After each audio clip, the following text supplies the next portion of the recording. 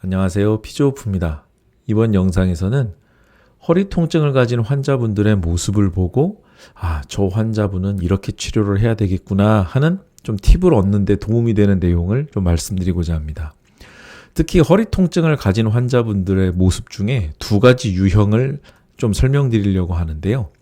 카테고리를 좀 이렇게 나눠봤어요. 두 가지로. 그래서 첫 번째는 굴곡형에 해당이 됩니다. 그리고 두 번째는 이렇게 신전형에 해당이 되겠습니다. 보통 이제 우리가 병원에서 많이 만나는 환자분들의 타입은 이 첫 번째 굴곡형에 해당이 됩니다. 여러 번의 어떤 반복된 유해 자극을 통해서 결국에는 허리를 이렇게 구부리고 있을 수밖에 없는 상황. 그리고 이렇게 구부린 상태에서 엉덩이가 이렇게 외측으로 빠져나오는 상황. 결국엔 이렇게 이제 무너져 버린다고 우리가 표현을 하는데요. 자, 그렇다면 이런 상황은 왜 발생하느냐 하는 거죠. 먼저 발병 양상에 대해서 좀 살펴본다면 서서히 진행이 됩니다. 그러니까 여러 차례 혹은 반복적으로 허리에 이런 좋지 않은 스트레스들이 계속 쌓이게 되는 거죠. 그러면서 경미한 자극부터 시작을 하기 때문에 처음에는 드시는 약을 통해서나 아니면 가벼운 물리치료를 통해서나 그때 그날을 그냥 버텨오면서 계속되는 이런 좋지 않은 활동들을 할 수가 있습니다. 물론 근무 환경이나 이런 것 때문에 피할 수 없는 상황인 것이죠. 자, 그런 것들이 계속해서 쌓이게 되면 이제 서서히 누적이 됩니다. 일종의 좋지 않은 스트레스들이 서서히 누적이 되면서 보이지 않게 그리고 느껴지지 않게 서서히 내 몸이 조금씩 무언가 틀어져 가는 걸 느끼죠. 이렇게 반복적으로 그리고 서서히 누적이 되는 이런 상황에서 어느 순간 한계에 다다르게 되고 그러면서 이렇게 무너지는 겁니다. 그런데 이런 상황이 또 만성화가 되는 경향이 있습니다. 바꿔 말하면 작년에 한번 이랬는데 올해 또 이랬어요 라는 패턴이죠. 그래서 거의 이러한 경험을 여러 차례 수년간에 걸쳐서 거의 연중 행사처럼 이렇게 겪어오신 분들이 많습니다. 이렇게 만성화가 되는 경향이 있는데요. 이것도 처음 아팠을 때보다 나중에 점점 되풀이 될수록 이 재활의 기간이 길어지는 특징이 있습니다.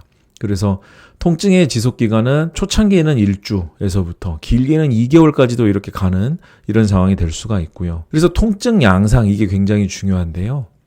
허리가 아프더라도 이렇게 통증의 양상이 달라질 수 있습니다. 어떤 상황에서는 다리 중심으로 이렇게 정말 디스크가 정말 터져서 흘러나오는 것처럼 이렇게 아플 수도 있고 어떤 경우는 그렇지 않고 이렇게 허리 중심으로 통증이 세게 나오는 경우도 있죠. 허리가 아프면서 엉덩이나 허벅지 쪽으로 이렇게 아픈 경우도 있습니다. 이 A에 해당하는 이 타입은요, 바로 거기에 해당이 됩니다. 그래서 주로 허리가 많이 아프고요. 그 다음에 연관통이 발생을 합니다. 그래서 방사통보다는 거의 요통 중심으로, 백페인 중심으로 이렇게 많이 나오는 것이고, 그래서 사실 이런 패턴을 가지고 오시고 정말 걸음걸이나 이런 것들이 되게 염려스러울 정도로 내가 이 환자를 과연 치료할 수 있을까 할 정도로 굉장히 심하게 걸어 들어오셨다 하더라도 이 환자는 무조건 좋아집니다. 시간이 걸릴 뿐이죠. 적절하게 중재 물리치료적인 방법을 사용하면 이 환자분들은 좋아집니다. 왜요? 연관통이니까. 연관통이라는 건 영어로 레퍼드 페인인데 이거는 신경근 눌림이 없는 증상이에요. 그죠? 신경근 눌림이 있는 거를 이제 방사통이라고 부르는 거고 이게 골 때리는 겁니다. 이게 골치 아픈 통증이지 연관통은 시간이 지나면 좋아집니다. 그래서 속된 말로 그냥 한 달간 아무것도 안 하고 그냥 쉬기만 하면 50% 이상 좋아져요. 그게 연관통의 어떤 특징이에요. 그런데 우리가 일상생활에서 그렇게 쉬고 있을 수 있는 사람이 얼마나 되겠습니까? 그러니까 병원의 역할이 있는 것이죠. 자, 통증이 계속 옵니다. 그러면 안 아프게 만드는 자세가 있어요. 통증을 좀 덜 아프게 만드는 자세. 그게 뭐냐면 굴곡 자세입니다. 이제 굴곡이라는 건 허리를 숙이는 동작이죠. 허리를 앞으로 숙이는 걸 굴곡이라고 하니까. 그러니까 안 아프게 하려면 허리를 더 숙이면 됩니다. 예전에 한 20년 전만 해도요. 병원에 가면 허리를 거의 90도로 가까이 이렇게 구부리고 병원에 들어오시는 어르신들이 계셨어요. 물론 지금은 과거에 비해서 그런 패턴을 가지신 분들은 크게 많지는 않고 많이 줄었는데 그때 당시만 해도 이런 어르신들이 계셨어요. 허리를 필 수가 없게 이제 완전히 뼈가 이렇게 고착화돼 버린 이런 상태. 자, 이런 것에서부터 출발을 합니다. 안 아프려니까 어떻게 해야 돼요? 허리를 조금 더 구부려야 되고 쉬어야 되고 쪼그려 앉아야 되고 그렇게 하다 보니까 결국엔 이렇게 된 거죠. 그래서 반대로 이렇게 허리를 끝벅에서 허리를 펼 수 없는 이런 상황의 A타입 같은 경우는 치료 목적이 허리를 세우는 것이 목표가 돼야 됩니다. 무조건 허리 세워야 돼요. 수단과 방법을 가리지 않고 빨리 세워야 됩니다. 허리가 이렇게 세워지잖아요. 그러면 한 70% 정도 좋아진 거예요. 자, 그러면 허리를 이렇게 세우기 위해서는 어떤 방법이 가장 전연차 선생님부터 경험이 많은 선생님들에 이르기까지 부작용 없이 허리를 원활하게 세우는데 도움이 되는 방법, 단연 저는 맥켄지 컨셉을 여러분들에게 추천드리고 싶습니다. 반복적인 움직임이죠. 그래서 익스텐션부터 그리고 사이드 밴딩에 이르는 다양한 방법들이 있죠. 반복적인 움직임에 신전 운동, 굴곡 운동, 측굴 운동 여러 가지가 있습니다. 맥켄지는 꼭 신전 운동만 있는 건 아니니까 이게 가장 효과가 좋아요. 시간을 좀 어느 정도는 둬야죠. 한두 번 만에 이거를 바로 좋아지게 할 수는 없으니까. 그렇기 때문에 어느 정도 시간을 가지고 이렇게 반복적인 움직임을 계속 적용을 해주면 허리가 점점 이렇게 세워집니다. 그럼 여기서부터 잘 기억하세요. 허리를 이제 세웠죠. 자, 세우기 전에는 어땠죠? 안 아프기 위해서, 통증을 조금 줄이기 위해서 내가 허리를 숙였잖아요. 그렇죠. 이제 반대로 허리 숙이는 게 어려워져요. 그러면 처음에는 허리를 숙일 수 있었는데 이제는 허리가 안 숙여져요. 이거 잘못된 거 아니에요? 이렇게 생각하시는 경우가 있단 말이에요. 그게 아니고요. 허리가 이렇게 세워지면 여기서 이제 적응하는 시간이 필요한 겁니다. 그러니까 안정성이 일단 세움으로 인해서 확보는 된 거거든요. 근데 우리 뇌에서는 여전히 경계 신호를 계속 보내는 거예요. 그걸 통증으로 조심해야 돼. 당신 아무것도 하면 안 돼. 조금만 뭐 하려고 하면 이제 통증을 계속 쏘는 거죠. 그래서 움직이지 못하도록 만드는 건데 이렇게 세워놓고 나면 안정성이 조금씩 증가한단 말이에요. 그럼 우리 뇌에서는 뭐지? 이제는 조금 나아지는 상황인가? 경계를 조금만 풀어볼까? 하고 통증의 강도를 줄이기 시작합니다. 그러면 저절로 적응이 되면서 허리를 자연스럽게 조금씩 앞으로 숙일 수 있게 돼요. 자연스럽게. 그러니까 세워놓기만 하면 다시 앞으로 숙이는 것은 자연스럽게 됩니다. 그러니까 억지로 숙이려고 할 필요는 없어요. 그래서 가장 궁극적인 목표, A타입으로 오시는 분들이 대부분이라고 말씀을 드렸죠. 이런 환자분들의 궁극적인 목표는 허리를 세우는 것에 있습니다. 저는 그래서 이렇게 허리 딱 세우고 나면 환자분들한테 저기 동네 분들이나 누구 직장 상사분들한테 말씀하시고 허리 숙여서 인사 절대 하지 마세요. 저는 이렇게 얘기를 해요. 왜냐하면 시간이 지나면 저절로 되니까. 정말 어렵게 허리 세워놨는데 그런 사소한 것들 때문에 다시 허리를 끄뻑해서 통증이 다시 재발되는 이런 일은 없어야 되잖아요. 그렇죠? 또 재미있는 것들도 있습니다. 지금 제가 이런 A타입에서의 통증은 백페인과 레퍼드 페인이 많다고 말씀을 드렸습니다. 자, 그러면 이제 이 영상과 관련해서 생각해보죠. MRI와 관련해서 한번 생각해보겠습니다. MRI를 찍어가지고요. MRI와 거의 증상이 일치한 증상은 레퍼드 페인일까요? 아니면 라디에이팅 페인일까요? 라디에이팅 페인이에요. 우리말로 방사통이죠. 방사통을 가지고 있는 환자분들은 MRI를 찍으면 거의 일치합니다. 영상에서 나오는 어떤 판독의 소견과 그리고 환자분의 증상이 거의 일치해요. 어떨 경우? 방사통일 경우에는. 그러면요. 연관통은요. 연관통이라는 개념은 자, 예를 들어서 허리가 아팠어요. 여기가 원인이에요. 그런데 통증이 어디에서 느껴지냐면 여기서 느껴지는 거예요. 이게 연관통이에요. 그러니까 원인 부위에서 멀리 떨어진 부분에서 통증이 느껴지는 게 연관통이거든요. 그러니까 지금 여기서 이렇게 막 내려오는 것처럼 아프게 느껴져도 원인은 허리일 수가 있는데 자, 여기서 그러면 원인이 여러 가지가 갈라집니다. 예를 들면 진짜 디스크 때문에 통증이 발생할 수도 있어요. 그러나 염증 반응 때문에 그럴 수도 있고 근육, 심한 강직이 있어도 그럴 수가 있고 인대에서 올 수도 있고요. 여러 가지 요소들이 있단 말이에요. 여기에 통증을 일으키는 요소들이 많아요. 그게 연관통이에요. 그래서 디스크만 문제가 되는 게 아닙니다. 그래서 영상을 찍었을 때 소견과 불일치될 때도 의외로 많습니다. 그러면 이제 솔루션이 나와야 되겠죠? 선생님, 그럼 이게 연관통인지 방사통인지를 어떻게 좀 짐작할 수 있을까요? 이렇게 이제 물으신다면 그래서 그 다음에 약물 반응을 보는 거예요. 소염제를 드시게 해보는 겁니다. 연관통은요, 소염제를 먹으면 들어요. 적어도 10%라도 줄어들어요. 연관통은.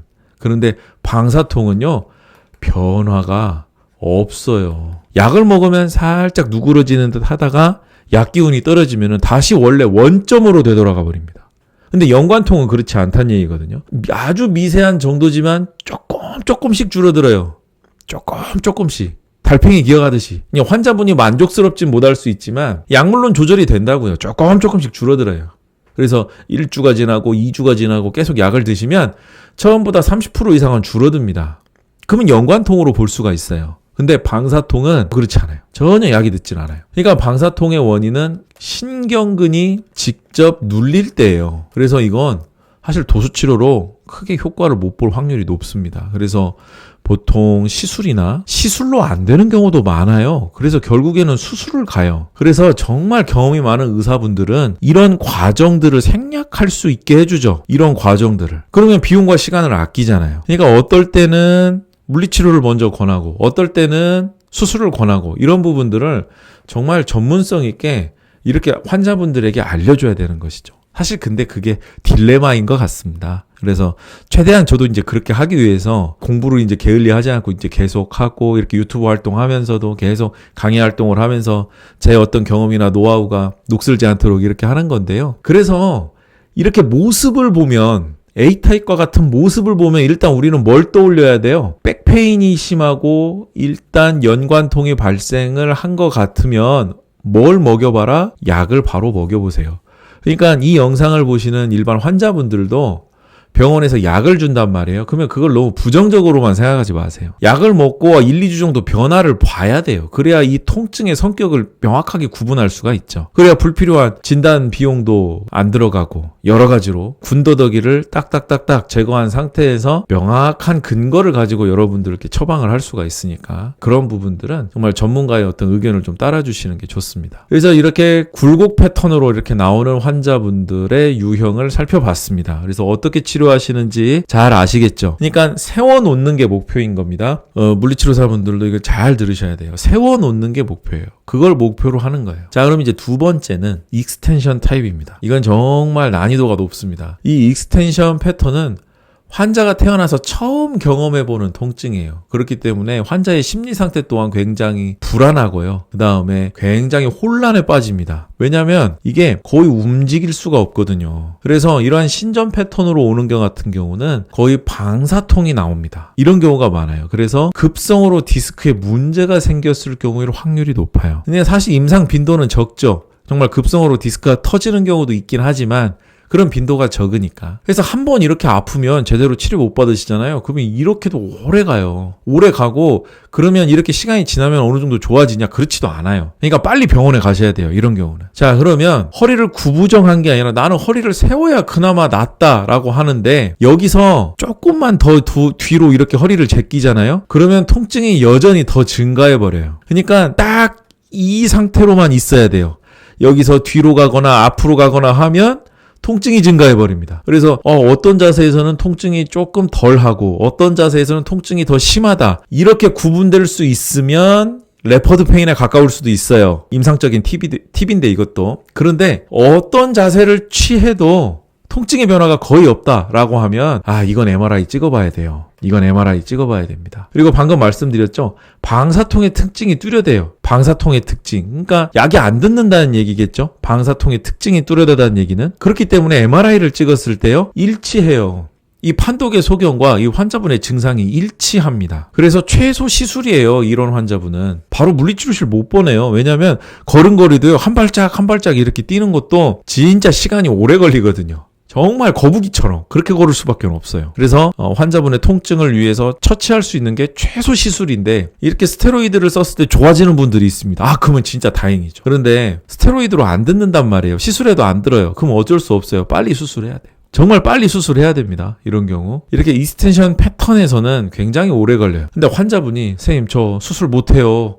수술 안 해요. 왜냐면 1년 전에 저 수술했단 말이에요. 이렇게 오는 환자분들이 있어요. 그러면 최대한 한번 가보는 겁니다. 그러면 이런 타입의 환자분은 어떻게 치료를 해야 되느냐? 역시 마찬가지입니다. 기본적으로 맥켄지 컨셉을 쓰는데요. A타입에 비해서 B타입은 더 상대적으로 정말 낮은 단계의 강도로 가야 돼요. 정말 최소 단계. 그리고 여기서 하나 더 들어갈 거는 장요근 운동하고요. 대둔근 운동이 같이 들어가야 됩니다. 이것도 역시 처음부터 동작을 할 수가 없기 때문에 낮은 단계에서부터 시작을 해요. 그러면 한 달 정도를 일단 치료해보자 이렇게 가요.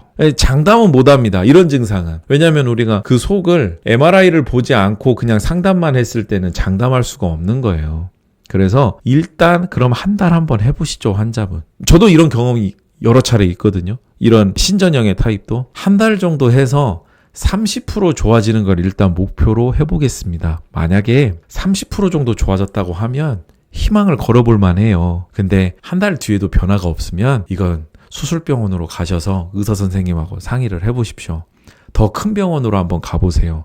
이제 이렇게 안내를 드리죠. 그래서 성공하는 경우도 있었고 정말 안타깝게도 제 능력으로도 안 되는 환자분들도 있었습니다. 결국에는 두 번째 수술을 하시는 그런 상황을 보기도 했어요. 물론 수술을 하고 이제 저한테 오셔서 더 재활을 더 오래 하시기도 했죠. 그래서 오늘 이렇게 이제 두 가지 패턴을 좀 설명을 드렸습니다. A타입과 B타입을 설명을 드렸어요. 그리고 A타입과 B타입의 대조적인 특징도 좀 살펴봤습니다. 여기서 A타입 같은 경우는 허리를 숙이면 좀 편하다 하는 특징이 있었잖아요. 그래서 이게 협착증하고 비슷한 거 아니야? 라고 생각할 수 있는데 협착증하고 똑같지는 않습니다. 이거는 그냥 사진 보면 바로 나오는 부분이고요. 또 한 가지는 임상적인 양상으로도 볼 수 있는데 협착증 같은 경우는 한 50m만 가도 그냥 주저앉아야 돼요. 왜냐하면 다리로 예를 들면 감각적인 표현으로 쏟아질 것 같아요. 정말 다리가 저려요. 쥐가 나요. 막 이러면서 양쪽으로 이렇게 오는 경우가 많아요. 협착증 같은 경우는. 물론 비율로 따지자면 편측도 존재하긴 합니다만 보편적인 경우로는 그렇다는 얘기입니다. 그런데 지금 여기서 말한 굴곡형 A타입 같은 경우는 어디가 주로 아프냐면 백페인이잖아요. 협착증은 다리 위주라니까요.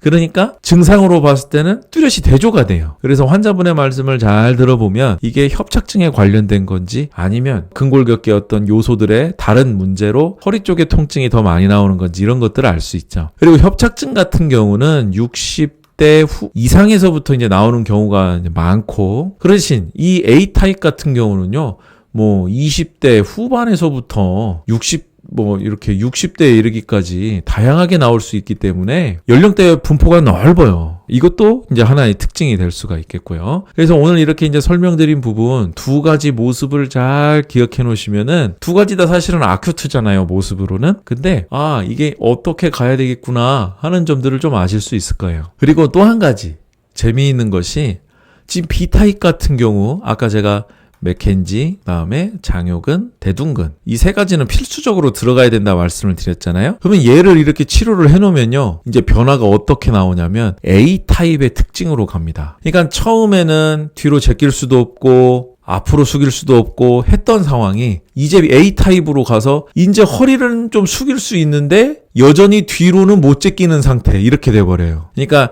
B의 상태에서 만약에 치료가 성공되어서 좋아진다? 라고 하면 A로 오는 거예요. 그러면 A로 오면 아까 말씀드린 그 순서를 가요. 여기서 맥켄지 반복적인 움직임, 양을 늘려주는 겁니다. 을 늘려주세요. 그러면 아까 어떻게 해야 된다고요? 목표는 뭐라고요? 세우는 것이 목표라고 말씀드렸죠. 세우세요. 그러면 일단 70% 좋아진 거예요. 그러면 남은 30%는 시간이 지나면서 저절로 좋아집니다. 그래서 B타입 같은 경우는 A타입으로 와서 A타입에서 끝나요. 과정이 그렇게 들어갑니다. 자, 이제 여기서 이제 끝으로 말씀드릴 건 A타입에서도 아픈 원인이 있을 수 있겠죠. 허리 중심의 문제일 수도 있고 아니면 고관절이나 무릎이나 이런 데서 원인이 될 수도 있잖아요. 이런 원인들이 계속 누적이 되면서 결국에는 허리가 아픈 거니까. 그러면 이게 어떨 때는 로어 익스트리미티 문제고 어떨 때는 허리의 문제냐? 자, 이거를 알아내는 거는 지금 이 영상으로는 굉장히 부족합니다. 사실 이거 제가 지금 온라인 허리 강의에서 주로 다루는 부분인데 이것만 다루는데도 거의 4시간, 5시간이 걸리거든요. 그래서 이번 영상에서 다 알려드릴 수는 없지만 그 허리 중심의 문제인지 아니면 초기가 로어 익스트리미티에서 시작된 건지 이거를 좀 알 수 있는 길라잡이 하는 방법은 쪼그려 앉기를 시켜보는 겁니다. 쪼그려 앉기.